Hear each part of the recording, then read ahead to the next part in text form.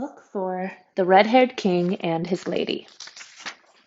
By vales and sharp ravines in Lacedaemon, the travelers drove to Menelaus's mansion and found him at a double wedding feast for son and daughter. Long ago at Troy he pledged her to the heir of great Achilles, breaker of men, a match the gods had ripened. So he must send her with a chariot train to the town and glory of the Myrmidons. And that day, too, he brought Alector's daughter to marry his tall scion, Megapenthes, born of a slave girl during the long war. For the gods had never after granted Helen a child to bring into the sunlit world after the first rose-lipped Hermione, a girl like the pale gold goddess Aphrodite. So a couple things here. We have a wedding going on. Menelaus's daughter, Hermione, who is born of Helen, um, only daughter, and she's getting married, and they're having a wedding feast. In the same way, when Telemachus got to Nestor's house, there was also a feast going on. So Telemachus lucks out each time he shows up at a new island. He gets more food. Down the great hall in happiness they feasted, neighbors of Menelaus and his kin, for whom a holy minstrel harped and sang. And two lithe tumblers moved out on the song with spins and handsprings through the company. Now when Telemachus and Nestor's son pulled up their horses at the main gate, one of the king's companions in arms, Eteoneus, going outside, caught sight of them. He turned and passed through court and hall to tell the master, stepping up close to get his ear. Said he, "Two men are here, two strangers, Menelaus, but nobly born Achaeans they appear. What do you say? Shall we unhitch their team, or send them on to someone free to receive them?" The red-haired captain answered him in anger. "You were no idiot before, Eteoneus, but here you are talking like a child of 10. Could we have made it home again, and Zeus give us no more hard roving, if other men had never fed us, given us lodging? Bring these men to be our guests, unhitch their team." Okay, so once again, we get a really great example of the Greek hospitality and a little bit of the purpose behind this Greek hospitality. One, Zeus commands it. All right, and two, without that hospitality, especially without the convenience of hotels on every island, um, people who are traveling, like so many of the ancient Greeks did, they relied on that hospitality in order to go from place to place. So without it, they would have had a much harder go of it. Eteoneus left the long room like an arrow, calling equerries after him on the run. Outside they freed the sweating team from harness, stabled the horses, tied them up, and showered bushels of wheat and barley in the feed box. Then leaned the chariot pole against the gleaming entry wall of stone, and took the guests in. What a brilliant place that mansion of the great prince seemed to them! A glitter everywhere as though with fiery points of sunlight, lustres of the moon. The young men gazed in joy before they entered into a room of polished tubs to be bathed. Maidservants gave them baths, anointed them, held out fresh tunics, cloaked them warm, and soon they took tall thrones beside the son of Atreus. Here a maid tipped out water for their hands from a golden pitcher into a silver bowl, and set a polished table near at hand. The larder mistress with her tray of loaves and savories came, dispensing all her best. And then a carver heaped their platters high with various meats, and put down cups of gold. Now said the red-haired captain, Menelaus, gesturing, "Welcome and fall to, in time. When you have supped, we hope to hear your names, forebears, and families. In your case, it seems, not anonymities, but lordly men. Lads like yourself are not base born." At this he lifted in his own hands the king's portion, a chine of beef, and set it down before them. Seeing all ready, then, they took their dinner, but when they had feasted well, Telemachus could not keep still, but whispered, his head bent close, so the others might not hear. "My dear friend, can you believe your eyes? The murmuring hall, how luminous it is with bronze, gold, amber, silver, and ivory! This is the way the court of Zeus must be, inside, upon Olympus. What a wonder!" But splendid Menelaus had overheard him, and spoke out on the instant to them both. "Young friends, no mortal man can vie with Zeus. His home and all his treasures are forever. But as for men, it may well be that few have more than I. How painfully I wandered before I brought it home. 7 years at sea, Cypros, Phoenicia, Egypt, and still farther among the sunburnt races. I saw the men of Sidon and Arabia and Libya too, where lambs are horned at birth. In every year they have 3 lambing seasons, so no man, chief or shepherd, ever goes hungry for want of mutton, cheese, or milk. All year at milking time there are fresh ewes. But while I made my fortune on those travels, a stranger killed my brother in cold blood. Tricked blind, caught in the web of his deadly queen. What pleasure can I take, then, being lord over these costly things? You must have heard your fathers tell my story, whoever your fathers are. You must know of my life, the anguish I once had, and the great house full of my treasure left in desolation. How gladly I should live 1/3 as rich, to have my friends back safe at home. My friends who died on Troy's wide seaboard, far from the grazing lands of Argos. But as things are, nothing but grief is left me for those companions. While I sit at home, sometimes hot tears come, and I revel in them, or stop before the surfeit to makes me shiver. And there's one I miss more than the other, dead I mourn for. Sleep and food alike grow hateful when I think of him. No soldier took on so much, went through so much, as Odysseus. That seems to have been his destiny, and this is mine, to feel each day the emptiness of his absence, ignorant even whether he lived or died. How his old father and his quiet wife Penelope must miss him still, and Telemachus, whom he left as a newborn child. So while Telemachus was admiring Menelaus's home and all the riches he had, Menelaus overheard that and talked about how he would trade those riches if only to have his friends who died at the Trojan War, one of those being Odysseus. And so it just coincidentally turns out he mentions Odysseus and how much he cared for Odysseus and how much he respected Odysseus and how he feels for Telemachus, who never really knew his father, not really realizing that Telemachus is sitting right next to him. Now, hearing these things said, the boy's heart rose in a long pang for his father, and he wept, holding his purple mantle with both hands before his eyes. Menelaus knew him now, and so fell silent with uncertainty whether to let him speak and name his father in his own time, or to inquire and prompt him. And while he pondered, Helen came out of her scented chamber, a moving grace like Artemis, straight as a shaft of gold. Beside her came Adraste to place her armchair, Alcippe with a rug of downy wool, and Philo bringing a silver basket, once given by Alcandre, the wife of Polybos, in the treasure city, Thebes of distant Egypt. He gave 2 silver bathtubs to Menelaus and a pair of tripods with 10 pure gold bars, and she then made these beautiful gifts to Helen, a golden distaff and the silver basket rimmed in hammered gold with wheels to run on. So Philo rolled it in to stand beside her, heaped with fine spun stuff, and cradled on it, the distaff swathed in dusky violet wool. Reclining in her light chair and with the footrest, Helen gazed at her husband and demanded, Menelaus, my lord, have we yet heard our new guests introduce themselves? Shall I dissemble what I feel? No, I must say it. Never anywhere have I seen so great a likeness in man or woman, but it is truly strange. This boy must be the son of Odysseus, Telemachus, the child he left at home that year the Achaean host made war on Troy, daring all for the wanton that I was. And the red-haired captain Menelaus answered, my dear, I see the likeness as well as you do. Odysseus's hands and feet were like this boy's, his head and hair and the glinting of his eyes. Not only that, but when I spoke just now of Odysseus's years of toil on my behalf and all he had to endure, the boy broke down and wept into his cloak.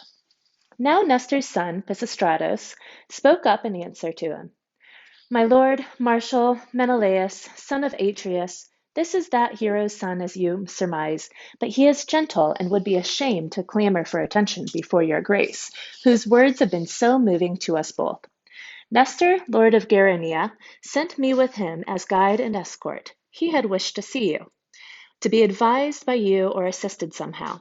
A father far from home means difficulty for an only son, with no one else to help him. So with Telemachus, his father left the house without defenders. The king with flaming hair now spoke again. His son in my house? How I loved the man, and how he fought through hardship for my sake. I swore I'd cherish him above all others if Zeus, who views the wide world, gave us passage homeward across the sea in the fast ships. I would have settled him in Argos, brought him over with herds and household out of Ithaca, his child and all his people.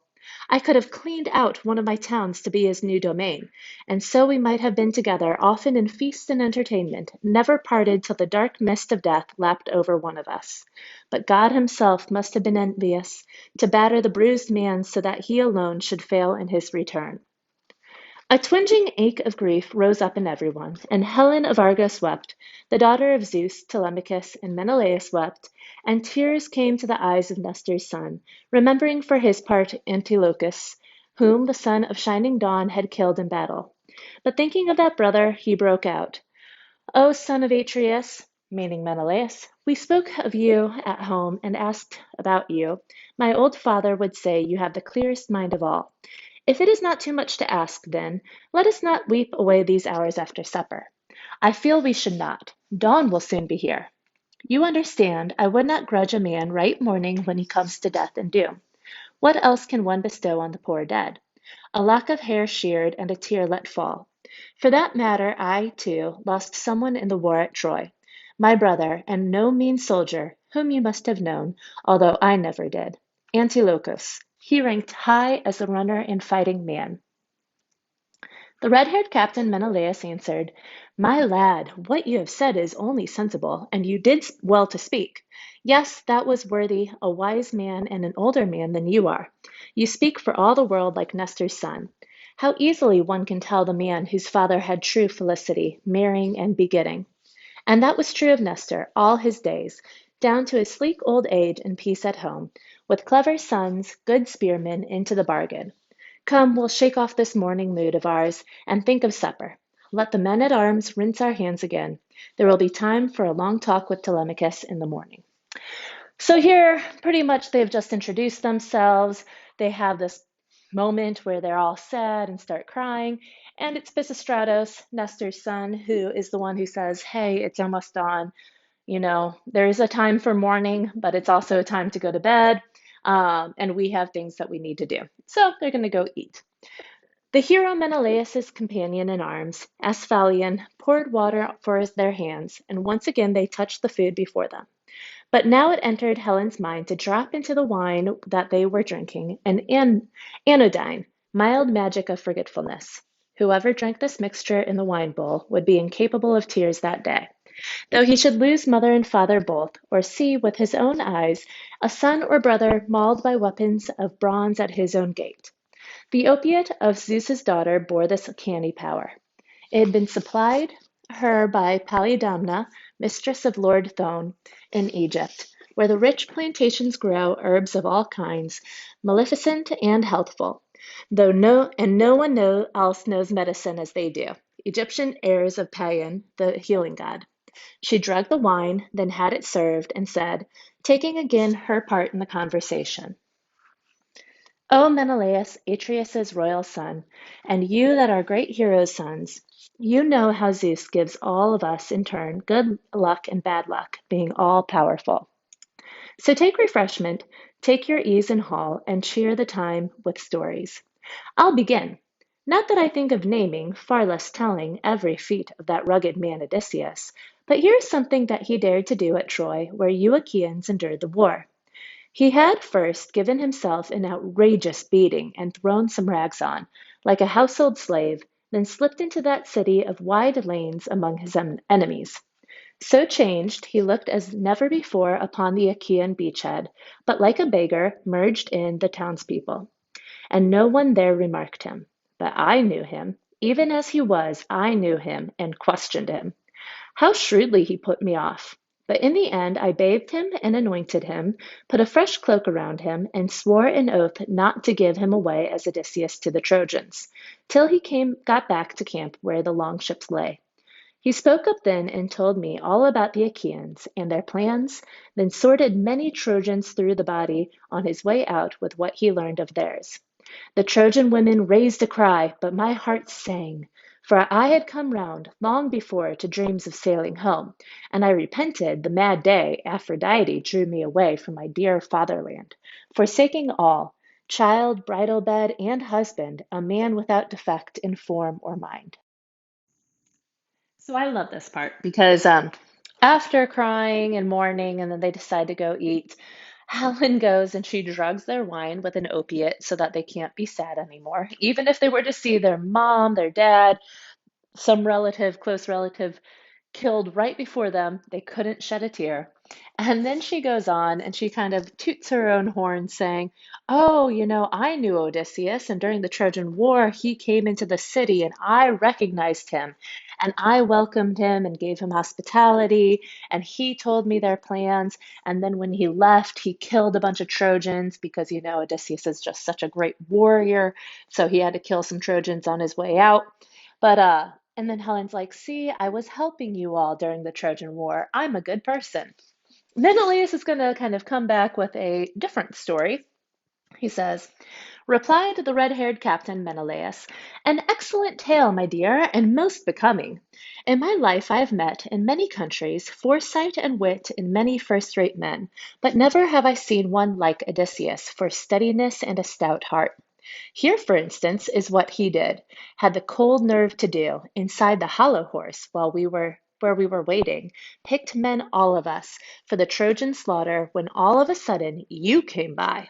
I dare say drawn by some superhuman power that planned an exploit for the Trojans.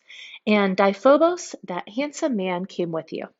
3 times you walked around it, walking around the Trojan horse, patting it everywhere, and called by name the flower of our fighters, making your voice sound like their wives, calling. Diomedes and I crouched in the center along with Odysseus. We could hear you plainly, and listening, we too were swept by waves of longing, to reply or go.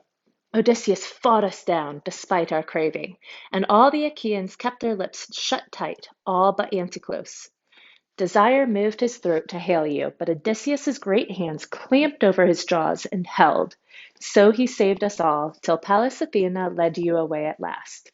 So you've got Helen telling a story about how she was very helpful to Odysseus during the Trojan War. And then Menelaus follows it up with, yes, but remember that time all of us were in the Trojan horse and you walked around trying to get us to expose ourselves, trying to get us to pop out before we were ready so that the Trojans would be able to kill us. So, not such a flattering tale for Helen there. Then clear-headed Telemachus addressed him. My lord Marshal Menelaus, son of Atreus, all the more pity since these valors could not defend him from annihilation. Not if his heart were iron in his breast, but will you not dismiss us for the night now?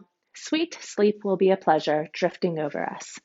He said no more, but Helen called the maids and sent them to make beds, with purple rugs piled up, and sheets outspread, and fleecy coverlets in the porch inside the gate.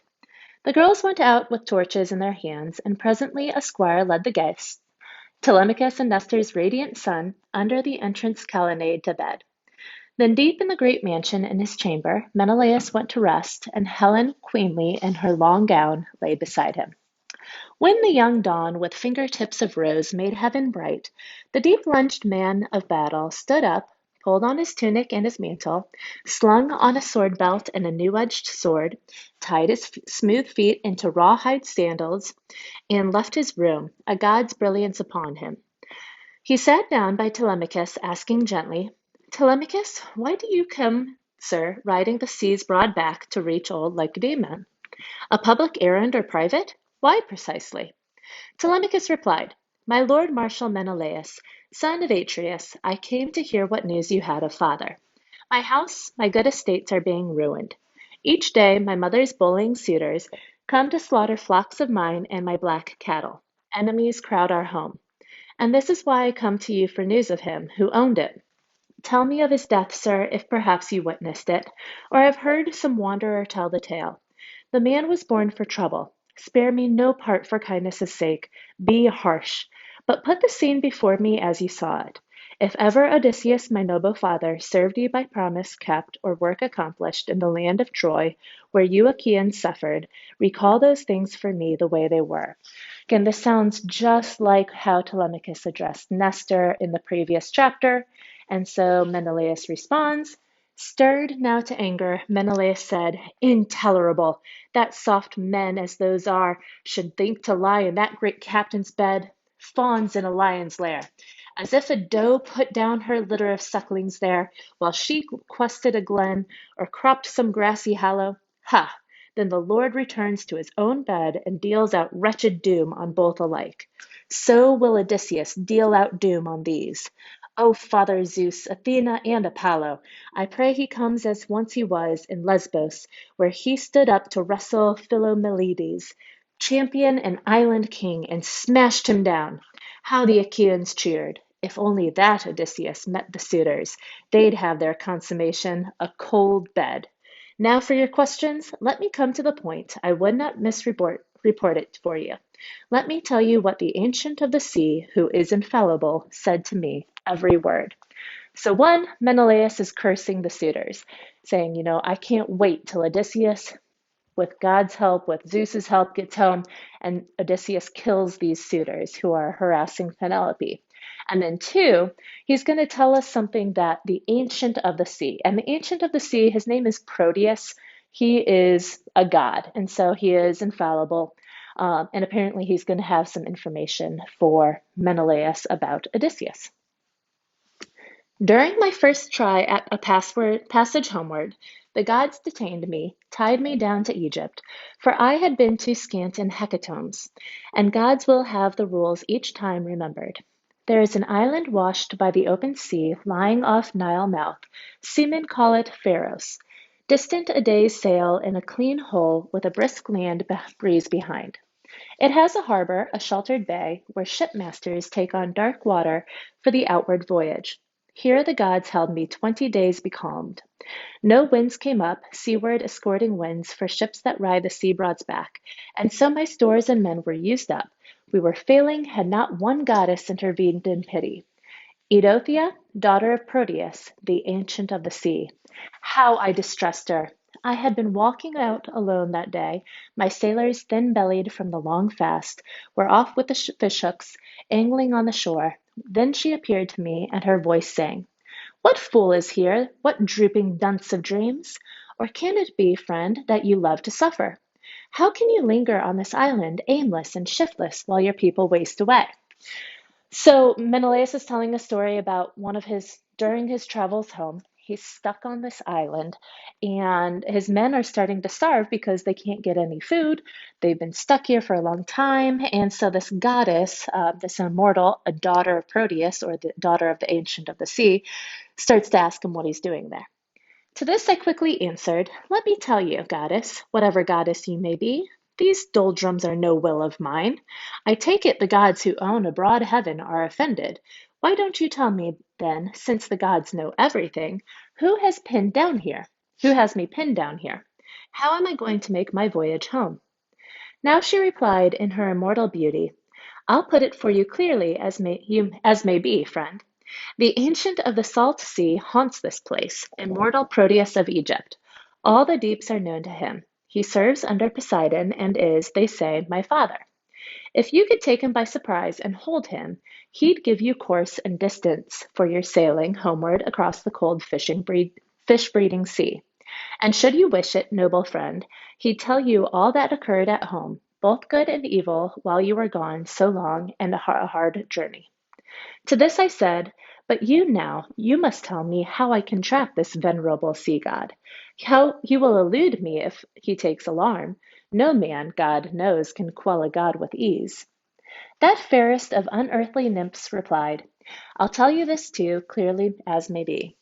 When the sun hangs at high noon in heaven, the ancient guy glides ashore under the west wind, hidden by shivering glooms on the clear water, and rests in caverns hallowed by the sea. There flippered seals, brine children, shining come from silvery foam in crowds to lie around him, exhaling rankness from the deep sea floor. Tomorrow dawn I'll take you to those caves and bed you down there. Choose 3 officers for company, brave men they had better be. The old one has strange powers, I must tell you. He goes amid the seals to check their number, and when he sees them all and counts them all, he lies down like a shepherd with his flock. Here is your opportunity. At this point, gather yourselves with all your heart and strength and tackle him before he bursts away. He'll make you fight, for he can take the forms of all the beasts, and water and blinding fire. But you must hold on even so and crush him until he breaks the silence. When he does, he will be in that shape you saw asleep. Relax your grip, then set the ancient free, and put your questions, hero. Who is the god so hostile to you, and how will you go home on the fish-cold sea? So here, the Proteus's or the Ancient of the Sea's daughter tells Menelaus that she'll take him to this cave where apparently Proteus goes every day. And Proteus counts all these seals in the cave and then he takes a nap. So just like a shepherd with a sheep, this is Proteus with the seals, which makes sense. Seals are like sheep of the sea, I guess. So Menelaus and three other men are going to hide under some seal skins, and when Proteus comes around, Menelaus is going to jump out and trap him, hold him down. But the problem is Proteus can shapeshift, and so it's going to be a real tricky challenge to hold on to Proteus the whole time. But if he does, he can ask Proteus whatever he wants, and Proteus will have to tell him. At this she dove under a swell and left me. Back to the ships in the sandy cove I went, my heart within me like a high surf running. But there I joined my men once more at supper as the sacred night came on, and slept at last beside the lapping water. When dawn spread out her fingertips of rose, I started, by the sea's wide level ways, praying the gods for help, and took along 3 lads I counted on in any fight.